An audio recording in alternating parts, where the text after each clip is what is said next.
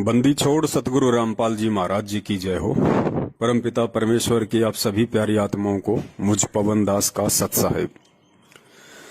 बहुत सारे कच्ची बुद्धि वाले भगत भाई बहनों की छोटी छोटी शंकाएं होती हैं। अगर वो सत्संग सुनते परमात्मा का ध्यान से, अगर परमेश्वर के सत्संगों में जो संकेत है उनको समझने का प्रयास करते, गुरु जी क्या चाहते हैं, गुरु जी का मिशन क्या है, गुरु जी के दिल की बात अगर समझने का प्रयास करते, तो शायद ये इस तरह की छोटी छोटी शंकाएं उनके दिमाग में घर नहीं करती। कई लोग सत्संग में सुनते हैं परमपिता परमेश्वर सतगुरु रामपाल जी महाराज जी के मुख कमल से 2013 या 14 के सत्संग में कि भाई परमात्मा ने बरवाला में इतना बड़ा आश्रम दे दिया और मध्य प्रदेश के बैतूल में इससे भी बड़ा आश्रम दे दिया परमात्मा ने। फिर लोग ये शंकाएं जाहिर करने लग जाते हैं, भाई फिर ये सतसेवक सतलोक आश्रम मैनेजमेंट हरियाणा को गलत क्यों बता रहे हैं। बैतूल का जो आश्रम है वो तो गुरुजी के आदेश से बना है। तो ये नाजायज शंकाएं हैं, इनका कोई महत्व नहीं, कोई औचित्य नहीं है। परमेश्वर का क्या नहीं बनाया हुआ है इस पूरी सृष्टि में, इस पूरे अखिल ब्रह्मांड में। अगर कुछ भी आपको दिखाई देता है जो आपकी सोच के अंदर है, जो आपकी सोच से बाहर की वस्तु है, वो सब कुछ परमात्मा ने ही तो बनाया है। जीव ने क्या बनाया बता दीजिए। जीव ने अगर सुई भी बनाई हो तो बता दो, क्योंकि सुई अगर जीव ने बनाई है तो परमेश्वर की प्रेरणा से बनाई है और परमेश्वर के दिए हुए मटेरियल से बनाई है। जीव का इसमें क्या योगदान है। तो ये कहना कि बैतूल आश्रम गुरुदेव के आदेश से बना है और बस इसी बात के पीछे मैनेजमेंट को सही मान लेना, ये महामूर्खता है। हम जिस काल भगवान के किस ब्रह्मांड में रह रहे हैं, ये किसने बनाए भैया। ये भी तो उस परमपिता परमेश्वर ने बनाए हैं, गुरुदेव ने ही बनाए हैं। गुरुदेव के आदेश से ही तो ये ब्रह्मांड रचा गया है, 21 ब्रह्मांड। फिर इसको छोड़ के क्यों जा रहे हो। लोट लगाते रहो यहीं पे, मस्ती करते रहो, कुकर्म करते रहो, क्योंकि ये भी तो गुरु जी के आदेश से बना है।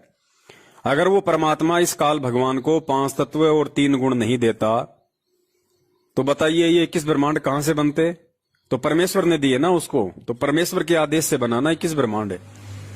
फिर क्यों छोड़ के जा रहे हो भैया। लोट लगाते रहो यहीं पे। और ये काल भगवान किसने बनाया भैया। अक्षर पुरुष को मानसरोवर में जब वो जाके सो गया था गहरी निंद्रा में, उसको जगाने के लिए एक अंडे के अंदर जो आत्मा प्रवेश करके परमेश्वर ने मानसरोवर में छोड़ी थी, वो कौन था। यही काल भगवान था, अक्षर पुरुष। तो काल भगवान को किसने बनाया। ये किसके आदेश से बना, किसके शब्द से बना। गुरु जी के शब्द से बना ना, परमात्मा के आदेश से बना ना भैया। फिर इसका साथ क्यों छोड़ रहे हो। ये जो गीता में कह रहा है वो सारी बात मानो ना इसकी। ओम नाम का जाप करो भैया, करो, बोल बोल के जोर जोर से ओम नाम का जाप करो और सारे उल्टे कुकर्म भी करो। ये भी तो परमात्मा ने बनाया है, ये भी तो परमात्मा के ही आदेश से बना है। भाई ये मूर्खता कब तक आप लोगों के अंदर घर किए बैठी रहेगी, कब समझोगे फिर। और समझाने के लिए कोई दूसरा गुरु आएगा क्या अब सतलोक से। अब जो तुमने वीडियो देखा है गुरुदेव का, उसमें गुरुदेव कह रहे हैं कि भाई परमात्मा ने बरवाला से भी बड़ा आश्रम बैतूल में दे दिया। तो बताओ भैया कौन से परमात्मा ने दे दिया। अरे कौन से परमात्मा ने दे दिया। कौन है वो परमात्मा जिसने बैतूल में बरवाला से भी बड़ा आश्रम दे दिया। क्या तुम्हारे गुरु से बढ़कर या गुरु के अलावा और भी कोई परमात्मा है क्या। तुम मानते हो क्या। अगर तुम कहो कि जी वो कबीर परमात्मा ने दे दिया, तो फिर तुम्हारा गुरु कौन है भैया। अगर कबीर भगवान ने बैतूल में आश्रम दे दिया तो फिर तुम्हारा गुरु कौन है। तुम तो यहीं फेल हो गए। तो कुछ भी इस मुंह से अनाप शनाप निकालने से पहले थोड़ा सा इस परमेश्वर के दिए हुए तत्व ज्ञान को आधार बना लिया करो कि हम क्या बोलने जा रहे हैं और किस प्रकार काल हमें ठग रहा है। तुम्हें तो वहीं ठग लिया काल ने कि गुरुजी कह रहे हैं कि परमात्मा ने बरवाला में और बड़ा आश्रम दे दिया, तो तुम तो गुरु के अलावा किसी और को परमात्मा मान रहे हो ना। गुरु तो थप्पड़ मार मार के परीक्षा लेगा, गुरु तो जूते मार मार के परीक्षा लेगा। गुरु ने क्या कहा कि गुरु की करनी पे नहीं चलना, गुरु की कथनी पे चलना है। गुरु क्या कर रहा है ये नहीं देखना। गुरु तो सत्संग भी कर रहा है, तो क्या हम भी करने लग जाएंगे सत्संग? गुरु तो आशीर्वाद भी देता है अपने बच्चों को, तो क्या हम भी देने लग जाएं?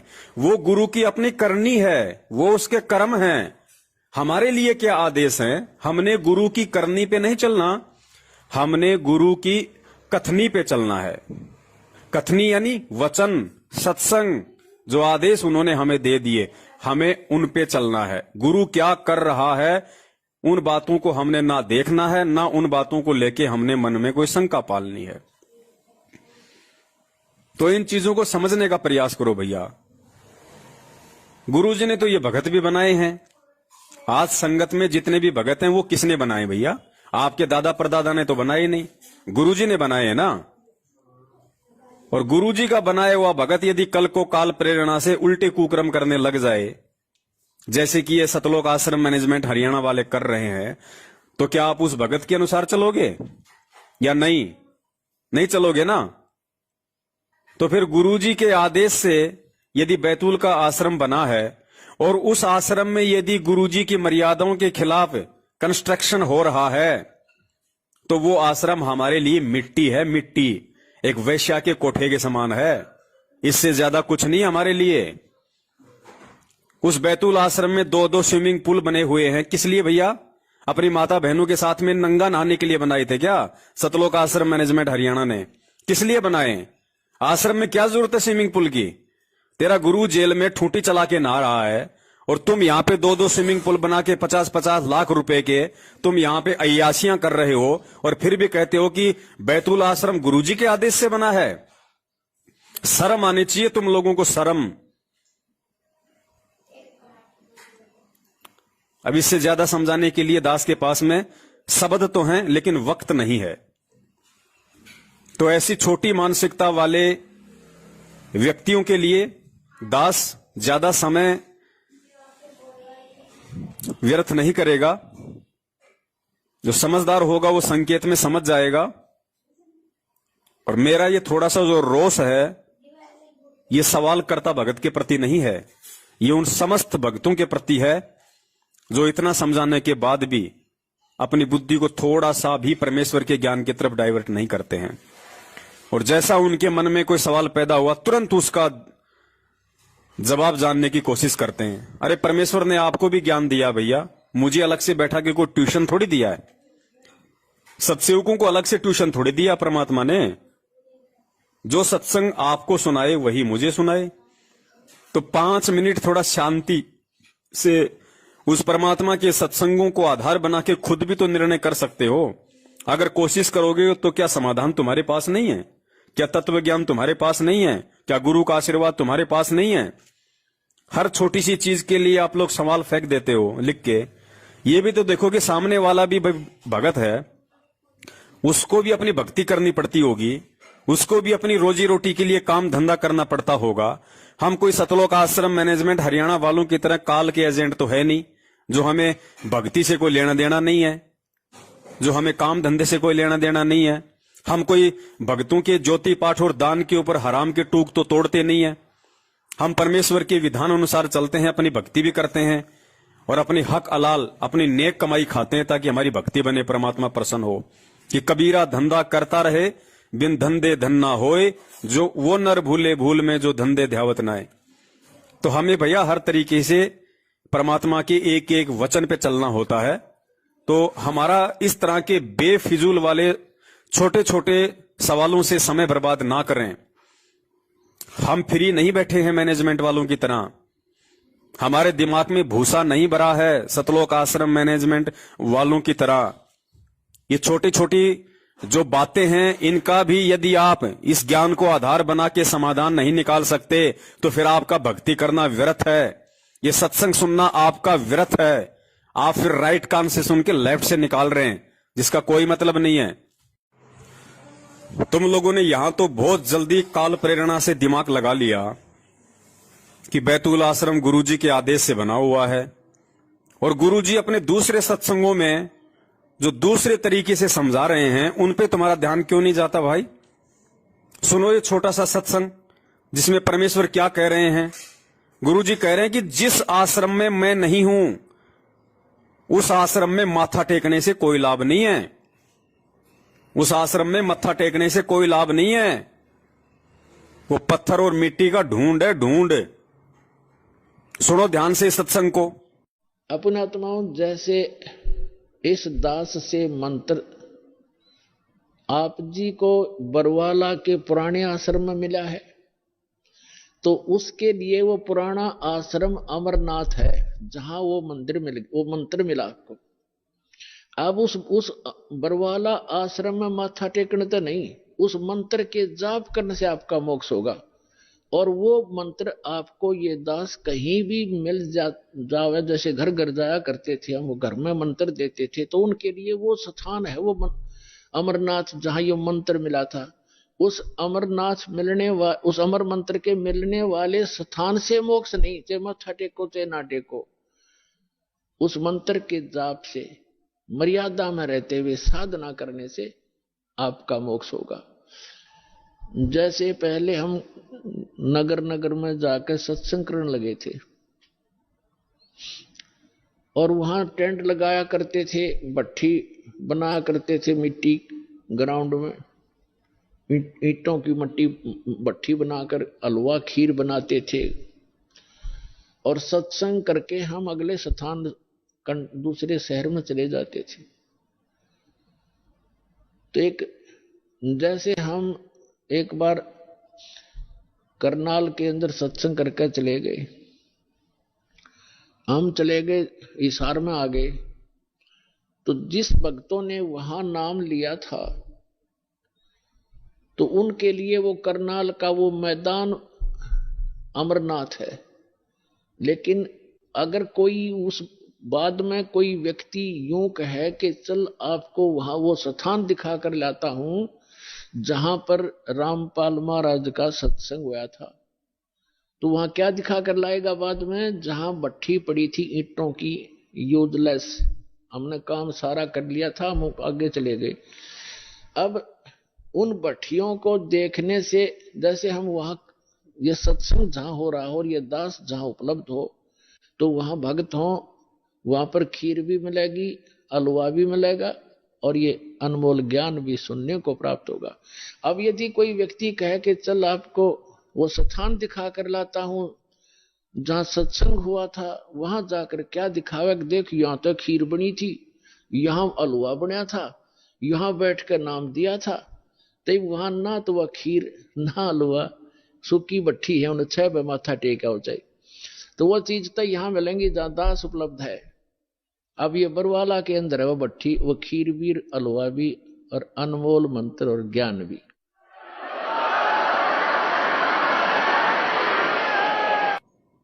और बताओ फिर बैतूल आश्रम में गुरुजी कब गए? क्या गुरुजी ने एक बार भी बैतूल आश्रम में अपने कदम रखे क्या? अपने पैर रखे हैं क्या? और अगर गुरुजी ने बैतूल आश्रम में अपने पैर रखे हैं, अपने कदम रखे हैं, तो जिस दिन उन्होंने कदम रखे होंगे और यदि वहां पे सत्संग किया होगा तो वही दिन हमारे मतलब का है। और जो जो भगत वहां पे होंगे उस समय, जिन्होंने गुरुदेव को वहां दंडवत किया होगा, गुरुजी के सत्संग सुने होंगे 1 दिन 2 दिन या 3 दिन, तो वो 1 2 या 3 दिन ही हमारे मतलब के हैं। हमने उस समय वो लाभ ले लिया। उसके बाद जैसे ही गुरुजी उस आश्रम से कहीं दूर चले गए, वो मिट्टी का ढूंढ हो गया, मिट्टी का ढूंढ। वो फिर भगत के कोई मतलब का नहीं है। तो जरा सुनो इस सत्संग को ध्यान से, जिसमें गुरुजी कह रहे हैं कि मान लीजिए ये दास तो बैठा है बरवाला में और तुम जाके माथा टेक रहे हो करोथा आश्रम में, तो वहां माथा टेकने से कोई लाभ नहीं है। अरे करोथा और बरवाला आश्रम में तो चलो गुरुजी ने फिर भी सत्संग किए हैं। ये तेरे बैतूल के आश्रम में, तेरे दिल्ली के मुंडका में, रोहतक के सिंहपुरा में, भिवाड़ी में, जिंद में, जो दुनिया भर के फर्जी इन्होंने आश्रम खोल दिए हैं बरवाला कांड के बाद में, इन आश्रमों में सन 2014 बरवाला कांड के बाद गुरुदेव के पैर तो छोड़िए, गुरुदेव ने थूका भी नहीं है। और तुम वहां जा जाके मत्था टेक रहे हो, तो तुम गुरुजी के ज्ञान के अकॉर्डिंग चल रहे हो या गुरुजी के ज्ञान के खिलाफ चल रहे हो? क्योंकि तुम्हारा बाप तो खुद कह रहा है सत्संग में कि जिस आश्रम में मैं नहीं हूं उस आश्रम में माथा टेकने से कोई लाभ नहीं। तो सबसे बड़े महामूर्ख इस 21 ब्रह्मांड में तो तुम लोग हो। तुम्हारे जिस घर में, जिस परिवार में तुम्हारा भगवान विराजमान है, गुरुदेव विराजमान है, जहां तुमने बड़े प्रेम से उनका दरबार लगा रखा है, 3 समय की आरती करते हो, मंत्र जाप करते हो, परमेश्वर का हवन यज्ञ करते हो, और वहां से अविश्वास करके और तुम्हारी आस्था इन फर्जी नामदान केंद्रों पे और इन फर्जी आश्रमों पे टिकी हुई है कि भगवान तो वहां मिलेगा, तो नालायकों अपने घर पे फिर क्यों ड्रामा कर रहे हो? फिर अपने घर में दिन में 3 बार क्या उन दीवारों के सामने दंडवत कर रहे हो तुम? वो ज्योति क्या फिर तुम दीवारों के सामने जला रहे हो? बैठ के आरती सत्संग और सुमरण क्या दीवारों को सुना रहे हो? जब तुम्हें इतना ही विश्वास नहीं कि भगवान मेरे घर पे है, सत्संग सुनो। सत्संग, सत्संग के बिना ये जीवन अधूरा है, सतलोक नहीं जा पाओगे।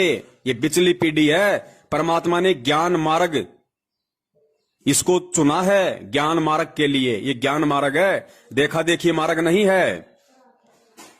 सुनो ये और एक सत्संग परमात्मा का स्पष्ट कह रहे हैं गुरु जी कि क्या आपके घर में भगवान नहीं हो सकता? जो लोग मंदिरों में जाके भगवान को ढूंढने की कोशिश करते हैं अपनी मूर्खता के चलते उन पत्थरों में, उस पर गुरुदेव ने कहा कि क्या तुम्हारे घर में भगवान नहीं हो सकता? अरे जो शुद्धता तुम मंदिरों में देखते हो वो शुद्धता यदि तुम अपने घर पे करो तो क्या तुम्हारे घर पे भगवान नहीं हो सकता? 100% हो सकता, लेकिन तुम्हें विश्वास नहीं। अब संत आते हैं जब तक को पूछता कोई ना, और मेरे पाछा मंडी बनाओगे उड़ा देखियो कितना मेला भरा करेंगे, बिना बुलाए आया करेंगे उड़ा, फिर कुछ कोई ना होता, सिर्फ वह बांस से कह दंड होगी, वो भी सिर्फ वहीं पर घर पर कोई लाभ नहीं से। अब ये बीमारी नहीं हटती हमारे हृदय से, ये हटाए बिना बेड़ा पार नहीं हो सकता। राम का नाम ले, क्या भगवान घर में कोई नहीं हो सकता? अगर मंदिर में भगवान आ सका है, अगर वो शुद्धता आप घर में रखो, क्या वहां को नहीं आवा? वो मंदिर में क्या शुद्धता होती है? बीड़ी शराब पीने वाला अंदर नहीं जाना चाहिए। एक मकान, एक कमरे में अपना मंदिर बनाओ, भगवान की मूर्ति रखो, जोत लगाओ, उसमें अशुद्ध आदमी प्रवेश ना हो, परमात्मा वहां भी आओगा। मंदिर में जाओगे इतना गरा टांग टूट ले तो भगवान ने घर क्यों ना रखो? अगर वो मंदिर में है तो वहां भी आपके होगा। तो इन फर्जी नामदान केंद्रों पे जो तुम धक्के खाते हो कि वहां पे शांति मिलेगी, वहां पे भगवान मिलेगा, गुरुदेव मिलेगा, तुम्हें धक्का मिलेगा वहां पे, धक्का। और मिल रहा है तुम्हें। बलात्कारी बैठे हैं वहां पे, ठग बैठे हैं, चोर बैठे हैं, संगत को लूटने वाले, परमात्मा के साथ विश्वासघात करने वाले गुरु गद्दार बैठे हैं वहां पे। रुक जाओ, ज्यादा समय नहीं है। इनकी वो दुर्गतियां होंगी परमेश्वर के संविधान अनुसार, वो दुर्गतियां होंगी, पड़ोसी भी परमात्मा से नफरत करने लगेंगे। अज्ञानता में इनके कुकर्मों को ना देख के गुरुजी में दोष देखना शुरू कर देंगे, और यही काल की चाल होगी। इसी तरीके से ठगता हो, सूक्ष्म चाल यही होती है उसकी। गलती कोई करे और हर्जाना कोई भरे। जैसे साल भर पहले हिसार की तारीखों पे जाने वाले भक्तों की महाराष्ट्र का जो लातूर जिला है वहां से 2 बसें भर के गई। राजस्थान के नागौर में सुबह 3 बजे एक्सीडेंट हुई, 13 भगत मरे वहां पे ऑन द स्पॉट। 4 की तो गर्दन भी धड़ से अलग होके गिर गई। अब क्या हुआ होगा? पूछो जाके उनके रिश्तेदारों से, पूछो जाके उनके आड़ोसी पाड़ोसियों से, और कहो कि भाई धरती पे भगवान आया हुआ है संत रामपाल जी के रूप में, आओ और नाम दीक्षा ले लो। तुम्हारे जूते मारेंगे, जूते, उस घटना को देख के। यही काल भगवान की सूक्ष्म चाल होती है। पहले तुमसे गलतियां करवाएगा, तुम्हारी मर्यादा तुड़वाएगा, फिर तुम्हारी गर्दन पे आरा चलाएगा, और फिर आसपास के लोग तुम्हारे भगवान से नफरत करने लगेंगे। यही सूक्ष्म चाल है होती है उसकी। पता नहीं कब समझोगे तुम लोग, कब परमेश्वर तुम्हें सद्बुद्धि देंगे। दया है परमात्मा की भाई सत्सेवकों के ऊपर। पता नहीं कैसे परमात्मा ने इस घोर कलयुग में और इस उलझे हुए सांसारिक उलझेड़े में से परमात्मा ने कैसे हम पे दया करी है, जो ये सारी चीजें परमात्मा ने शीशी की तरह साफ करवा दी। किसी को कोई शंका नहीं है, किसी को कोई डर और भय नहीं है काल भगवान का। सब परमेश्वर के ज्ञान को आधार बना के चल रहे हैं, विश्वास करके, अटल दृढ़ विश्वास के साथ। और किसी को खांसी भी नहीं हो रही, खांसी भी। और जो ये मानते हैं कि हम तो भगवान के बहुत नजदीक हैं, हम तो भगवान की कोई भी सार की तारीख नहीं छोड़ते, मैनेजमेंट को निरंतर ज्योति पाठ भी करवा रहे हैं, उनके हर आदेश पे चल रहे हैं, उनकी दुर्गतियां हो रही है, दुर्गतियां।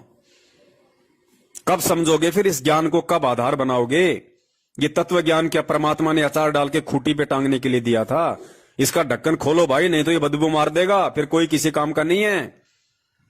इसको खोलो, इसका यूज करो, इसको खाओ, अपने इस खोपड़ी में धारण करो इस परमेश्वर के ज्ञान को। पिछले 6 साल से परमात्मा हम सत्सेवकों को निमित्त बना के साध संगति करवा रहे हैं। परमेश्वर ने हजारों की संख्या में छोटे बड़े 3-3 घंटे के वीडियो बनवा के संगत में डलवा दिए।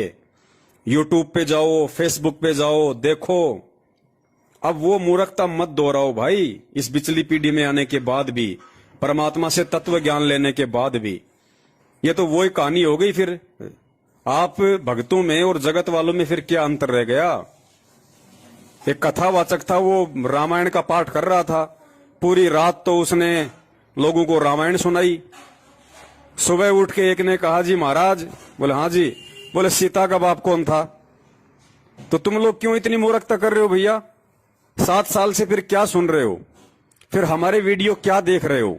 गुरु जी के सत्संग सुन के नीर खीर का निबेरा करने के लायक बनो। परमात्मा ने ये सत्संग हमें इसीलिए दिए हैं ताकि विपरीत परिस्थितियों में, जब हमारे सामने इस भक्ति मार्ग में कभी ऐसा कोई धर्म संकट उत्पन्न हो जाए, जिस समय हमें सत्य असत्य का निबेरा करने की जरूरत पड़े, सही गलत का फैसला करने की जरूरत पड़े, उस समय हम अपने परमेश्वर के इस तत्व ज्ञान को आधार बनाएं। ये ज्ञान ही उस समय हमारा मददगार होगा। हमें निर्णय करने में आसानी होगी कि क्या सही है और क्या गलत है। अरे परमात्मा की घर बैठ के भक्ति करो ना। जब तक गुरुजी नहीं हैं, जब तक गुरुजी जेल में हैं, इन फर्जी आश्रमों में जाके क्यों मत्था मार रहे हो? क्यों अपना सिर पचा रहे हो? क्यों अपने घुटने तोड़ रहे हो? वहां जाने से तुम्हें कौन सा अमृत मिल रहा है भाई? अमृत भी है तो तुम्हारे घर में ही है, जो चरणामृत रखा हुआ है। सत्संग रूपी अमृत भी तुम्हारे घर में है। क्या तेरे मोबाइल में नहीं है सत्संग? क्या तेरे घर पे टीवी नहीं है? तू इन फर्जी आश्रमों में जाता है तो क्या गुरुजी वहां पे लाइव सत्संग करने आते हैं जेल से? तो क्यों मंद बुद्धि का परिचय दे रहा भाई? जब तेरा भगवान तेरे पास में है, तेरा गुरु तेरे पास में है, तो क्यों दर दर भटकता हुआ फिर रहा है उस हिरण की तरह? लेकिन फिर भी तू भटक रहा है क्योंकि तुझे विश्वास नहीं है कि गुरुजी मेरे घर पे है, गुरुजी मेरे साथ में है, इसलिए तुम दर दर भटक रहे हो। और हम सत्सेवकों को मालूम पड़ गया कि कस्तूरी तो हमारे अपनी नाभि में है, कि घट ही में गंगा, घट ही में यमुना, घट ही में है जगदीश। अब जगदीश का मतलब कोई भगवान विष्णु थोड़ी है। जगदीश, जगत प्लस ईश, पूरे संसार का मालिक संत रामपाल जी महाराज, परमात्मा, वो घट में है। घट का मतलब सदा तेरे पास में है शब्द रूप में। अगर तू नियम पे है तो, अगर तू मर्यादा में है तो, अगर तू विश्वासी है तो, अगर तू ज्ञान आधारी है तो तेरे पास में है। नहीं तो चाहे घूमता रहे, ढूंढता रहे, फिरता रहे, मरता रहे, परमात्मा 7 जन्म में भी नहीं मिलेगा ऐसे। क्योंकि परमात्मा को पहचानने के लिए, परमात्मा का आभास करने के लिए कि परमात्मा पल पल मेरे साथ है या नहीं है, इसके लिए परमात्मा के सत्संगों को आधार बनाना पड़ेगा, ज्ञान को आधार बनाना पड़ेगा, एक विश्वासी बनना पड़ेगा, परमात्मा को विश्वास दिलाना पड़ेगा कि हां मैं आपके ज्ञान आधार से चल रहा हूं। सत साहिब, जय हो बंदी छोड़ के।